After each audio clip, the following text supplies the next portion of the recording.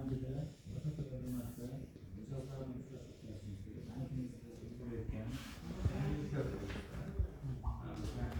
zarar berilayotgan kreditlar produktlar ya'ni mahsulotlar hozirgi kunda bizlarda jismoniy shaxslar uchun ipoteka kreditlarining birlamchi ikkilamchi ipoteka kreditlarimiz bor.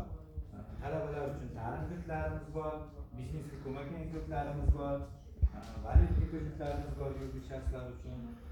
Ipoteka kreditlarimiz birlamchi ikkilamchi degani eski uylarga, ya'ni ikkinchi odamdan sotib oladi, to'g'ridan to'g'ri quruvchidan emas, ya'ni bu mijoz sotmoqchi bo'lsa shunday bo'ladi.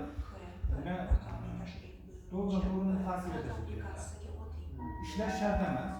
Ishlamagan odamga beriladi, o'zini o'zi band qiladi, 40% omonatga qo'yiladi, 60% kredit beramiz.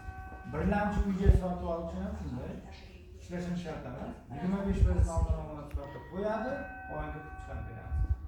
Farzandlarimizni o'qiyotgan bo'lsa, ta'limlarimiz bor, ta'limlari qizlar uchun foizini budjet tomonidan qoplab beriladi. 4 yil o'qishni 7 yil davomida o'qiydi. 11,5 yil bo'ladi universitetda.